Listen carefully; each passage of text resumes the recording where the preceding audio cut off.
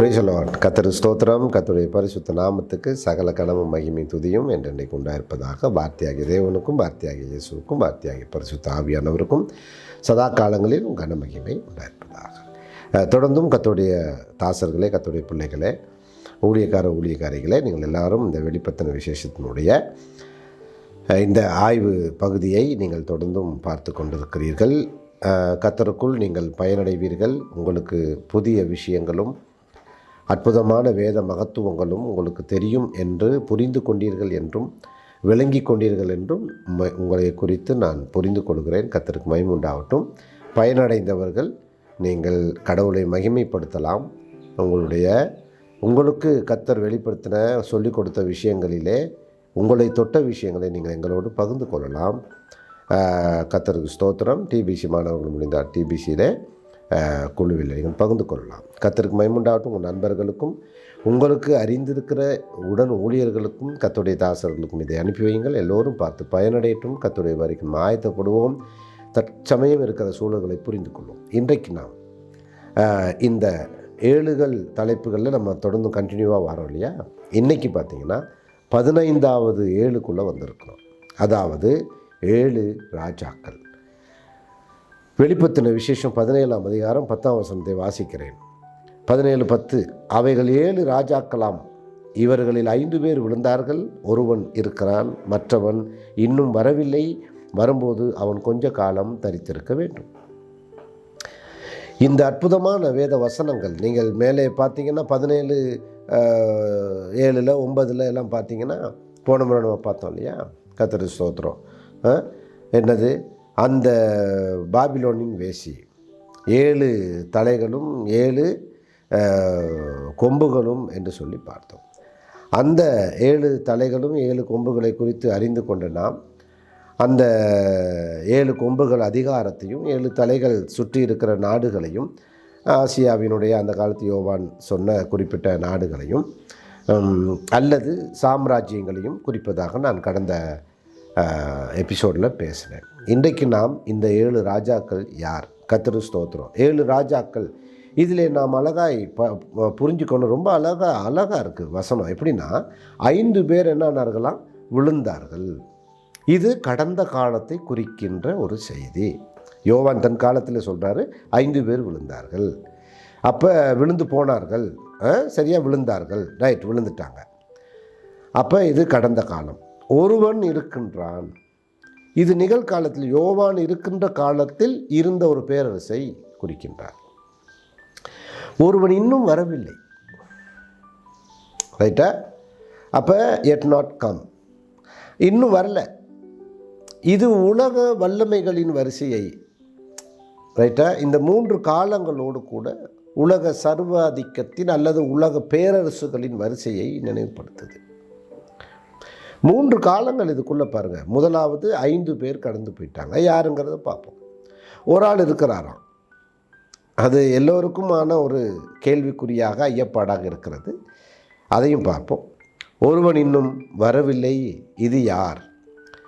Okay, இது முழுவதுமே ராஜாக்கள் என்று சொல்லும் பொழுது நமக்கு நல்லா புரியுது. இது பேரரசின் ஆட்சியை, முழுமையான ஆட்சியை குறிக்கிறது. 7 ராஜாக்கள் என்பது உங்களுக்கு தெரியும். எப்போவுமே 7 7 7 என்பது முழுமை, அதனுடைய பூரணத்துவத்தை குறிக்கிறது. இப்பொழுது 7 பேரரசுகளுடைய முழுமையான ஒரு ஆட்சி காலத்தை மிக அழகாக விளக்குகிறார் யோவான். 7 ராஜாக்கள் இருக்கிறார்கள். 7 தலைகள், 7 அந்த ராஜாக்கள் வல்லமையை குறிக்கிறது. 7 மலைகள் அந்த 7 ராஜாக்களை குறிக்கிறது. அப்போ ராஜாக்களுடைய அதிகாரம், சர்வாதிகாரம், வலிமை, இந்த உலகத்தில் அவர்களை கேள்வி கேட்க முடியாத அளவுக்கு எதை வேண்டுமானாலும் செய்வார்கள் என்பது அவர்களுடைய 7 தலைகளை குறிப்பதாகவும் போன இதில் பார்த்தோம். அதே போல் 7 மலைகள் என்பது அவர்களுடைய ராஜ்யங்களை. அப்போ இந்த 2ஐயும் குறிக்கின்ற ஒரு விஷயமாக இந்த 7 ராஜாக்கள் இருக்கின்றது. இந்த 7 ராஜாக்களோடு நீங்கள் 7 தலைகளையும் 7 மலைகளையும் பொருத்தி பார்க்கும் பொழுது வசனங்கள் உங்களுக்கு அழகாய் வெளிப்படும், புரியும். தொடர்ந்தும் அற்புதமான இந்த வெளிப்பாடுகள், இந்த 7களை குறித்து ஆய்வு செய்துக்கிட்டு இருக்கிறோம். கர்த்தருக்கு ஸ்தோத்திரம். பாருங்கள் 17 முழுவதுமே நீங்கள் முழு சாப்டர் இந்த ரெவலேஷன் 17 ஃபுல்லாக பார்த்தீங்கன்னா வெளிப்படுத்தல் 17 ஃபுல்லாக இந்த பாபிலோனின் அந்த மகா பெரிய வேசியின் குறித்த விஷயங்கள் எழுதப்பட்டிருக்கிறது, அவளுக்கான தீர்ப்பு எழுதப்பட்டிருக்கிறது. ஆகையினால இதை குறித்து கடந்த எபிசோடில் நான் கடந்த பதிவில் நான் பேசினேன். அந்த பாபிலோனிய வேசி என்றால் என்ன, இன்றைக்குள்ள சில அறிகுறிகள் அடையாளங்கள் காணக்கூடிய விஷயங்கள் என்ன, காணக்கூடாததாக அண்டர் கிரவுண்டில் அவனுடைய வேலை இன்னும் நடந்துக்கிட்டு தான் இருக்குது. இது ஒரு மிகப்பெரிய ஒரு யுத்தங்க, நல்லா புரிஞ்சுக்கணும். இது ஆதியாகமம் 3:15 ஆண்டவர் சொன்ன ஒரு வசனம் தான். உன் வித்துக்கும் அவள் வித்துக்கும் பகையை உண்டாக்குவேன்.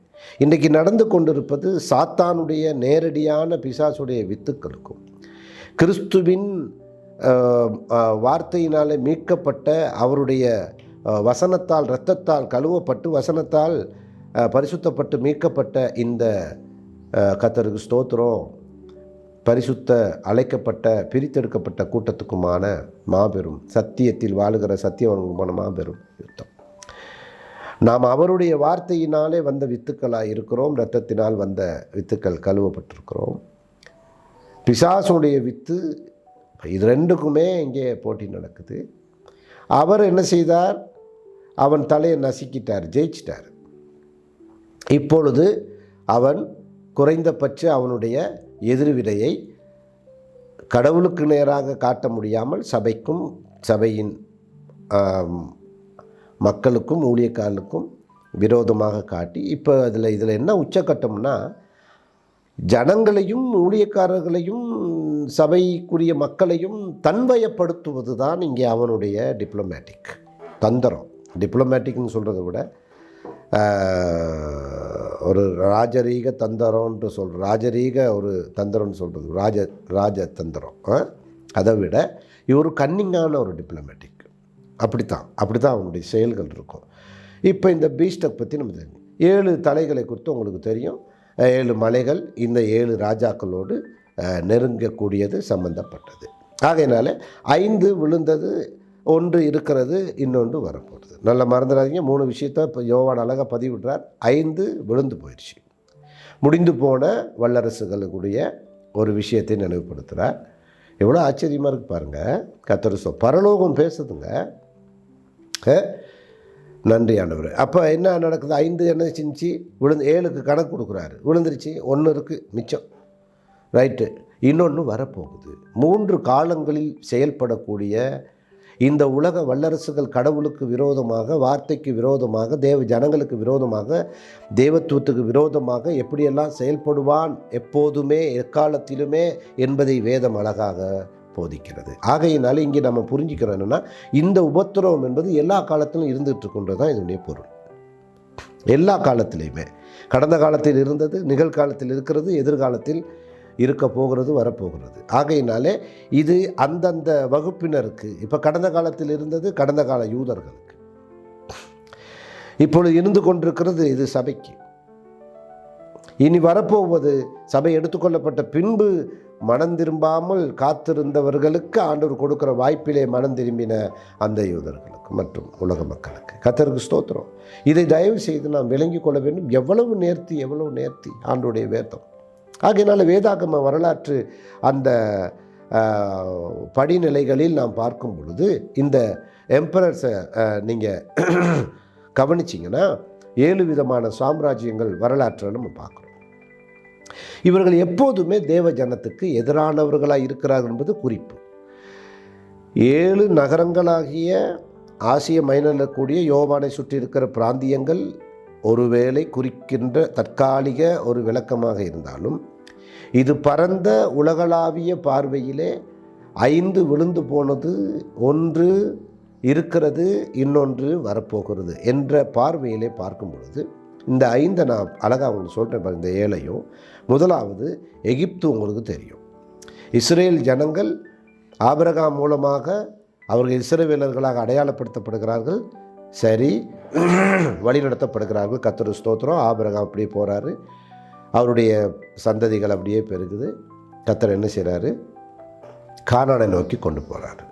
கானானில் தான் வாழ்கிறாங்க. அங்கே இருந்த காலத்தில் ஒரு குறிப்பிட்ட காலம் பஞ்ச காலம் ஏற்படுது, ஒரு வறட்சி ஏற்படுது. அப்போ ஆபிரகாமுக்கு பின்னாடி ஸ்தோத்திரம் யாக்கோபு என்ன செய்கிறாரு, யாக்கோபு தன் பிள்ளைகளோட அந்த வம்சம் அப்படியே என்ன செய்கிறாரு, யோசேப்பு எகிப்துக்கு விற்கப்படுகிறார். பஞ்சம் வருது.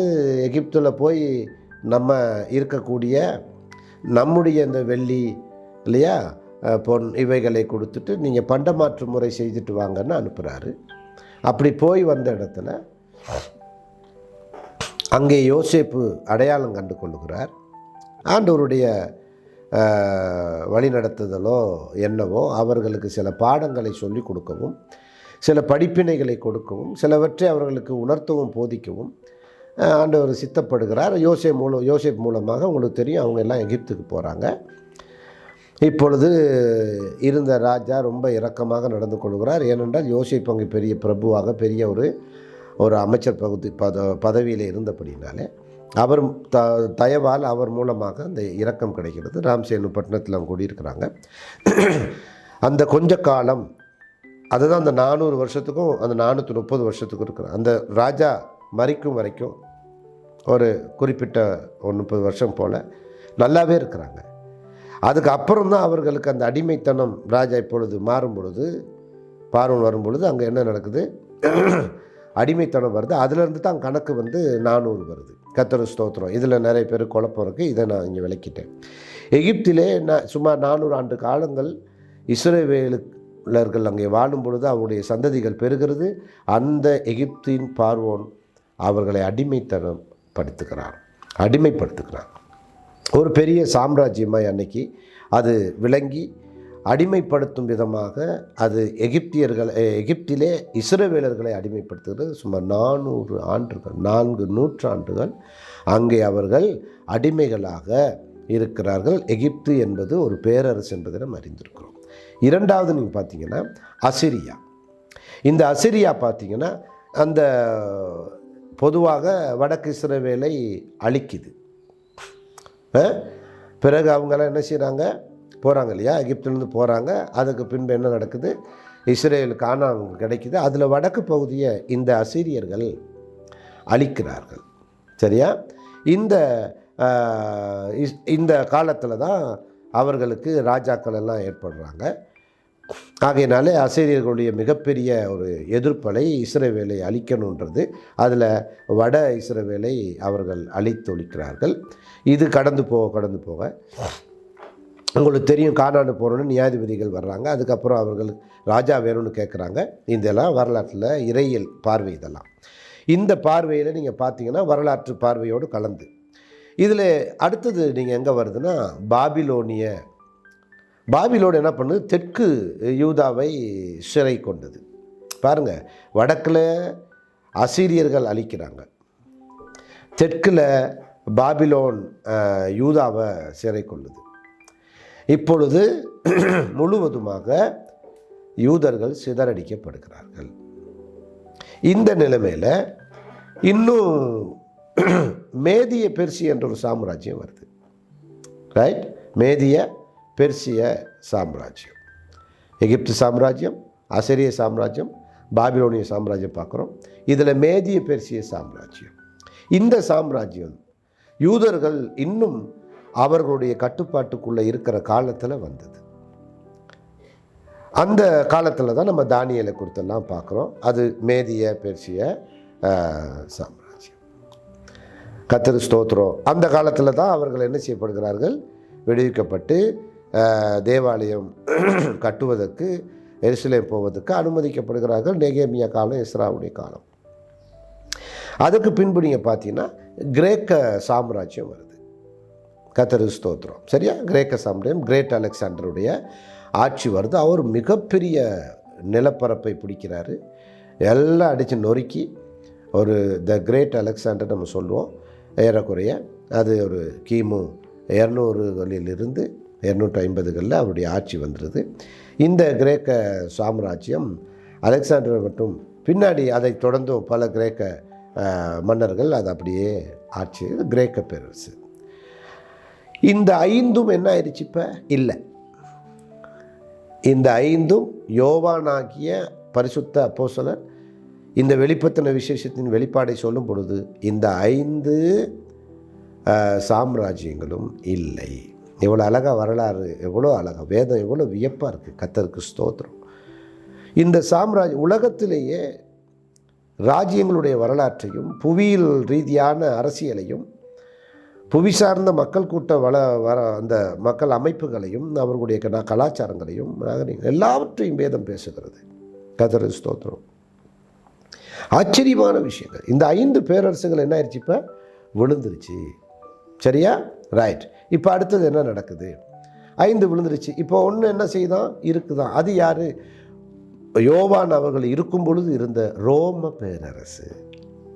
எவ்வளோ அழகாக குழப்பமில்லாமல் உங்களுக்கு சத்தியத்தை ஆவியானவர் புரிய வைத்து கொண்டு இருக்கிறார். ரோம பேரரசு இயேசு பிறந்த காலத்திலலாம் ரோம பேரரசு இருக்கிறது. கர்த்தருக்கு ஸ்தோத்திரம்.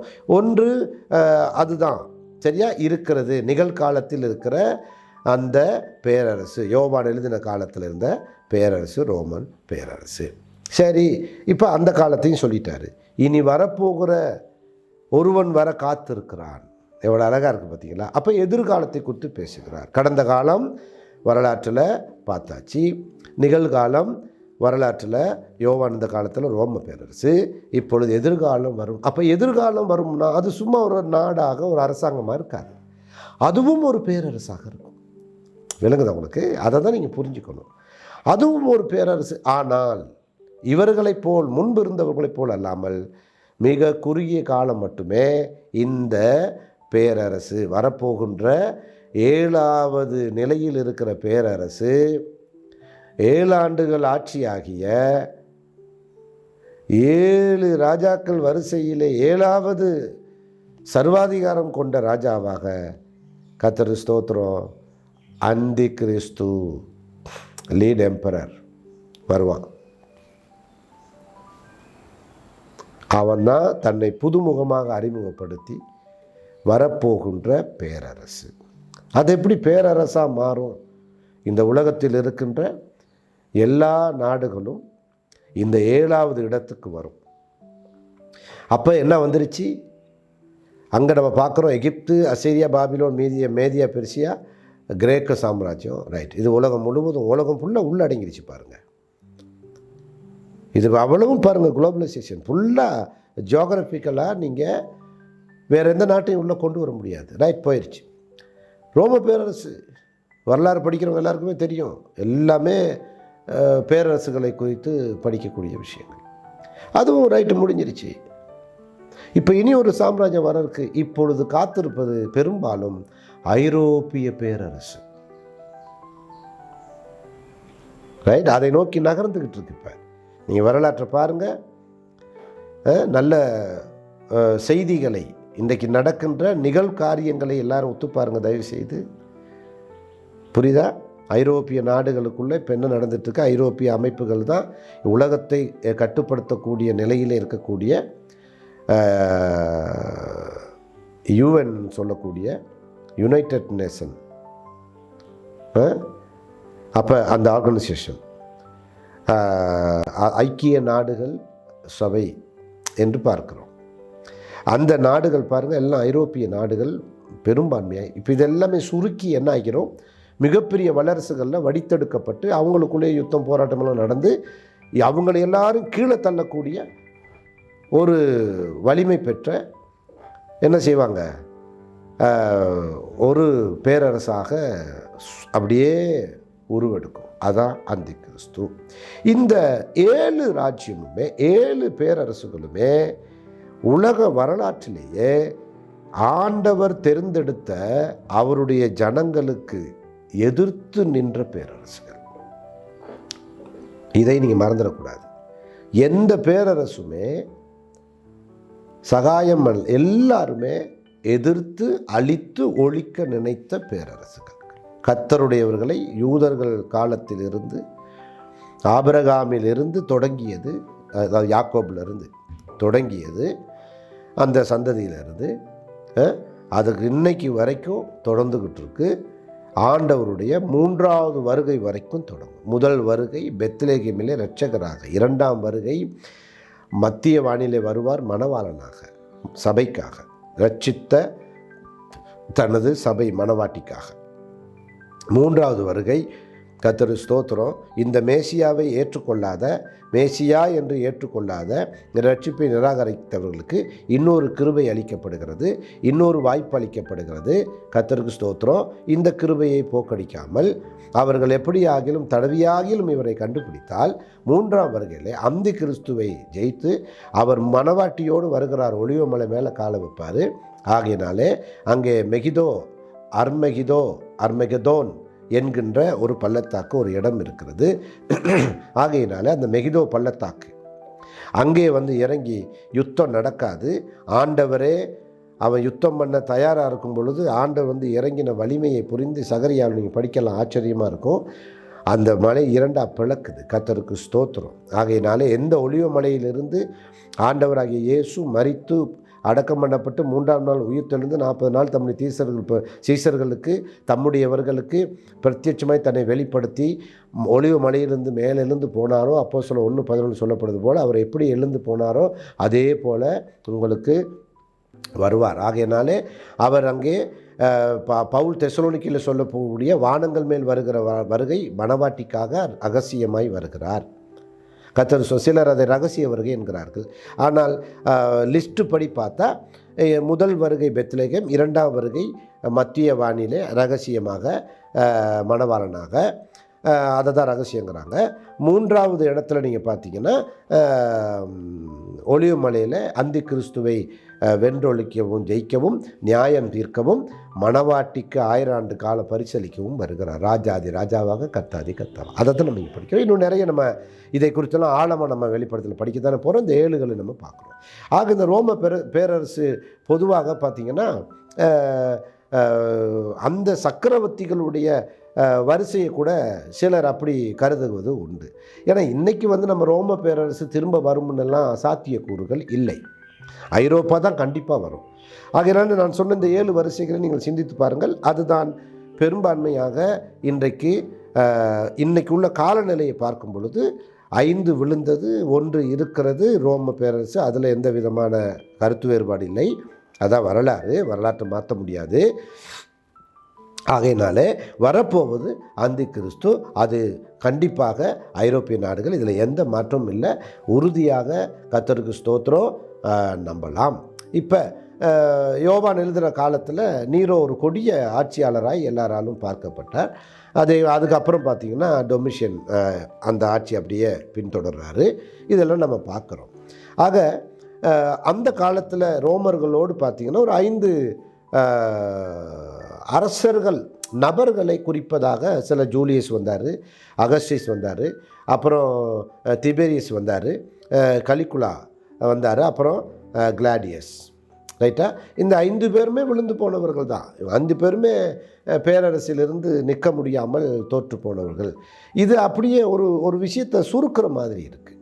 ஆகையினால இது மிக பெரும் உலகளாவிய, இது வெறும் ரோமத்தை மட்டும், ரோமம் பேரரசை மட்டும் மையப்படுத்தியதல்ல. ஆகையினால வசனம் உறுதியாக, உயிராக, சத்தியமாக உலகம் அனைத்துக்குமான செய்தி ஆவியானவர் கொடுக்கிறார் என்றால் கடந்த காலத்தையும் நிகழ்காலத்தையும் வருங்காலத்தில் இருக்கின்ற அந்த யோவான் காலத்தில் வருங்காலமாக எதிர்காலமாக சொன்ன காலத்தில் நம்ம வாழ்கிறோம். இப்போ கர்த்தருக்கு ஸ்தோத்திரம். ஆகையினாலே தெளிவான சத்தியத்துக்கு நேராக தான் நம்ம போகணும். சிலர் அவ்விதமாக ரோம பேரரசுகளையும் ரோம பேரரசர்களையும் குறிக்க முயற்சி குறிக்கிறார்கள்.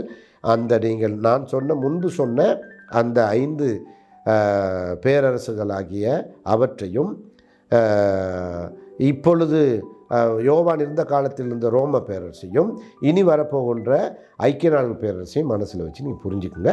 எல்லாவற்றையும் சோதித்து பார்த்து நனமானவற்றை பிடித்து கொள்ளுங்கள். 7 ராஜாக்கள் மனித அரசியலுடைய அதிகாரத்தை தான் இந்த முழுமை, இந்த 7ங்கிற முழுமை குறிக்குது. அப்போ 5 விழுந்து போனது நம்ம பார்க்குறோம். இது கடந்த அதிகாரங்கள், பேரரசுகளுடைய அதிகார வர்க்கத்தினுடைய ஒரு தோல்வியை குறிக்கிறது. கர்த்தருக்கு ஸ்தோத்திரம். சரியா? இதை நீங்கள் புரிஞ்சுக்கணும்.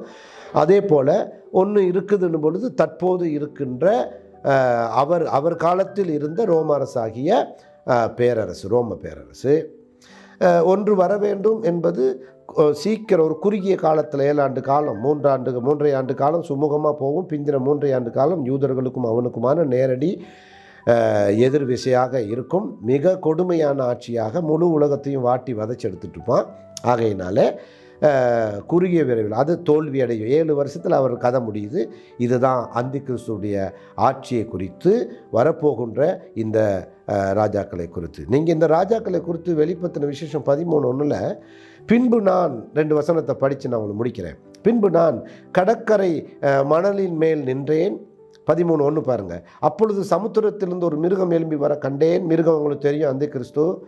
அதற்கு 7 தலைகளும் 10 கொம்புகளும். உங்களுக்கு நான் சொன்ன 7 தலைகள் என்பது அதனுடைய கர்த்தர் ஸ்தோத்திரம் அதிகாரங்களையும் இல்லையா. 7 கொம்புகளும் என்ன செய்கிறது? அந்த அதிகார வகத்திற்கத்தில் இருக்கின்ற அரசியல்களையும் அரசையும் குறிக்கிறது. 10 முடிகள், 10 முடிகள் என்றது கிரீடங்கள். அதன் தலைகளின் மேல் தூஷணமான நாமமும் இருந்தது. தூஷணம், தேவனை தூசிக்கின்ற, தேவனை வெறுக்கின்ற, தேவனை புறக்கணிக்கின்ற, உலகத்தில் உச்சக்கட்ட அருவருப்புகளை நிகழ்த்துகின்ற. நான் முதல் சொன்ன 7 சாம்ராஜ்யமே இந்த அருவருப்புகளோடு சம்பந்தப்பட்டது. 6 சாம்ராஜ்யமே. புரியுது உங்களுக்கு? நல்லா புரிஞ்சுக்கணும் நீங்கள். ஆகையினாலே அந்த சாம்ராஜ்யங்கள் எல்லாமே ஆண்டவர் மிக அழகாக என்ன செய்கிறார்? நேர்த்தியாக வேதத்தில் எழுதி வச்சுக்கிறார். எல்லாமே அருவறுப்புகளோடு தான். எகிப்து பாருங்கள் அருவறுப்பு, அசீரியா அருவறுப்பு, பாபிலோன் அருவறுப்பு, மேதிய பெர்சியா எல்லாம் அருவறுப்பு. அந்த அந்த நாட்களில் அந்த சிலைகளை அடித்து நொறுக்குனார் ஆண்டவர். எல்லாம் விழுந்துச்சு. மேதிய பெர்சியா ஆட்சி விழுந்துச்சு. அதை தான் மெனே தெக்கேல் உபாசின்னு சொல்லி தானியல் அதை பார்க்குறாரு. அவ்வளோதான் துறை உங்களோட இன்னைக்கு ஒரு நாளோட உன் கதை முடியுதுன்னு சொல்லி சொல்கிறாரு. கணக்கிடப்பட்டது, அதனுடைய பொருள் அதுதான். உடைய ஆட்சி கணக்கிடப்பட்டது, அவ்வளோதான் அப்படின்ட்டு. அதே போல் கிரேக்க சாம்ராஜ்யம் அது ஒரு அருவறுப்புகள் நிறைந்தது. நீங்கள் வரலாற்று போய் பாருங்கள். கர்த்தர் ஸ்தோத்திரம். ரோம சாம்ராஜ்யம் அருவறுப்பு நிறைந்தது. நீங்கள் பாருங்கள், ரொம்ப பயங்கரம். அதெல்லாம் உள்ளே இருக்க எல்லாத்தையும் இப்போ உட்காந்து ஒவ்வொன்றா பேசிகிட்டு இருக்க முடியாது. இதனுடைய இன்ட்ரடக்ஷன், இதனுடைய டெப்த்து, இதனுடைய அடிப்படை நீங்கள் புரிஞ்சுக்கணும். எதிர்காலம் வரப்போகிறதும் பயங்கர அருவறுப்பு. அதுக்கு அடையாளம் நீங்கள் இப்போவே புரிஞ்சுக்கலாம். அந்தி கிறிஸ்துடைய ஆட்சியுடைய அடையாளங்கள். இன்றைக்கி உலகம் எவ்வளோ அருவறுப்பாக இருக்குது பாருங்கள். எவ்வளோ அருவறுப்பாக இருக்குது, எவ்வளோ அருவறுப்பு. அந்த அருவறுப்புகள் எல்லாம் இன்றைக்கு மிக கௌரவமாக அரங்கேற்றப்படுகிறது, மேடை ஏறி கூத்தாடுகிறது. யோசிச்சு பாருங்கள். இது எல்லாமே எதனுடைய அடையாளம்? வேத வசனத்தினுடைய நிறைவேறுதல். 13:2 பாருங்க. நான் கண்ட மிருகம் சிறுத்தையை போல இருந்தது. அதன் கால்கள் கரடியின் கால்களைப் போலவும் அதன் வாய் சிங்கத்தின் வாயைப் போலவும் இருந்தன. வலுசற்பமானது தன் பலத்தையும் தன் சிங்காசனத்தையும் மிகுந்த அதிகாரத்தையும் அதற்கு கொடுத்தது. இங்கே மிருகம், கொடிய மிருகங்கள் 3 சொல்லுகிறது. கொடிய மிருகங்கள், சிறுத்தை மிக வேகத்துக்கு அடையாளமானது. கரடியின் கால்கள் என்பது கொடூரத்துக்கு பீறி போட்டு அது கரடிக்கிட்ட சிக்கினது எதுவுமே தப்பாது. அதே போல் சிங்கத்தின் வாய், சிங்கம் தனது வாய்க்குள்ளே வேட்டையாக வந்து அவ்வளோதான் எல்லாம் அடித்து நொறுக்கிடும். இந்த வலிமையை குறிப்பதாக தான் இது இருக்கின்றது. இவை அந்தி கிறிஸ்துடைய உச்சபட்ச வலிமை. முழு உலகை சுருட்டி போய் இந்த நேரத்தில் ஒன்றுமில்லைன்னு சொல்லி வருவார் பாருங்கள் ஒருத்தர். ஹல்லேலூயா, உன்னைய ஒன்றுமெல்லாம் பண்ணுவேன்னு சொல்லி. அவர் தான் நம்முடைய ராஜாதி ராஜா, கத்தாதி கத்தா, நம்முடைய ஆண்டவராகிய இயேசு கிறிஸ்து. மனவாட்டி அதுக்கு முதல் எடுத்துக்கு கொள்ளப்படணும். அந்த மனவாட்டிக்கோடு கூட வராரு. யுத்தத்தில் வல்லவராமே, யுத்தத்தில் ஜெயிப்பாராமே. ஓ வாசல்களை உங்கள் தலைகளை உயர்த்துங்கள். ஏன்? ராஜா வருகிறார். யார்? மகிமையின் ராஜா வருகிறார். ஹல்லேலூயா. உங்கள் தலைகளை உயர்த்துங்கள். கர்த்தருக்கு ஸ்தோத்திரம். ஆகையினாலே தானியேலில் கூட நீங்கள் இந்த 4 ராஜ்யங்களை நான் சொன்னதை நீங்கள் பார்க்க முடியும். எகிப்து மற்றும் அசீரியா மற்றும் ரோமுக்கு பிறகு வரும் நவீன ஐரோப்பாவின் ராஜ்யங்களெல்லாம் நம்ம பார்க்குறோம். கர்த்தருக்கு ஸ்தோத்திரம். இந்த நிலையிலே நாம் இந்த 15வது ஏழுகளை நாம் ஆராய்ந்திருக்கிறோம். அதிலே கர்த்தருக்கு ஸ்தோத்திரம் 7 ராஜாக்கள், இந்த 7 ராஜ்யங்கள் அது பேரரசுகளை குறிப்பதாக நான் இப்பொழுது உங்களுக்கு சுட்டி காட்டினேன். அந்த பேரரசு 17 நீங்கள் அதிகாரம் முழுவதுமே அந்த மகாவேசியாகிய பாபிலோனை குறித்து பேசப்படுகிறது. ஆகையினாலே இது மிக கொடியதாய் காணப்படுகிறது, உக்கிரமாய் காணப்படுகிறது. இன்றைக்கு அந்த காலத்தில் வாழ்ந்து கொண்டிருக்கிறோம். எனக்கு அன்பானவர்களே, அவனுடைய உச்சபட்ச அந்த வேகமும் கோபமும் அவனுடைய அருவருப்புகளும் அவனுடைய அந்த அந்த அதிகாரத்தினுடைய சர்வாதிகாரத்தினுடைய உச்சநிலையும் வேதம் மிக தெளிவாக பேசுகிறது. நாம் சத்தியத்தை விளங்கிக் கொள்வோம். ஆகையினாலே கர்த்தர் வருகிறார். சபையை விழித்துக் கொள்வோம். சபையை விழித்துக்கொள். உன்னை நீ கரை திரையற்றவளாக ஆண்டவருக்கு நேராக ஆயத்தப்படுத்தி நம்மை நாமே நிதானித்தறிந்து இந்த ஆச்சரியமான வேத மகத்துவத்துக்கு நம்மை ஒப்பு கொடுத்து, ஆண்டவரே, நாங்கள் வாழுகிற காலம் உம்முடைய வருகை மிக சமீபமாக இருக்கிறது. இவைகளெல்லாம் நம்ம ஏன் கற்றுக்கொள்ளுகிறோம்? இவ்வளோ அடையாளங்கள் தெரிகிறது. உம்முடைய வருகை எவ்வளோ சமீபம் ஐயா. நாங்கள் எவ்வளோ விழித்துக்கொள்ளணும் ஆண்டவரே, எவ்வளோ ஆயத்தப்படணும் ஆண்டவரே. உம்முடைய வார்த்தைக்கு நேராக எங்களை ஒப்பு கொடுத்து எங்களை தாழ்த்தணுமே. ஒப்பு கொடுப்போமா? எல்லாரும் தயவு செய்து உங்களுடைய வாழ்க்கையிலே அவனுடைய வார்த்தைக்கு தாழ்த்துங்கள். ஆண்டவரே, நானும் ஊழியக்காரர்களாகிய ஒவ்வொருவரும், விசுவாசிகளாகிய தேவ பிள்ளைகளாகிய வாலிபர்களாகிய ஒவ்வொருவரும் இந்த சத்தியம் நாங்கள் ஏதோ சுவாரஸ்யத்துக்காக வியந்து போய் நிற்கும் ஆச்சரியத்துக்காக கற்றுக்கொள்ளவில்லை. அவர் வருகைக்காக சீக்கிரம் ஆயத்தப்படுவோம். என் ஆண்டவர் வருகிறார். மாரநாதா. கர்த்தராகிய இயேசுவே வாருமையா. ஸ்தோத்திரம். God bless you.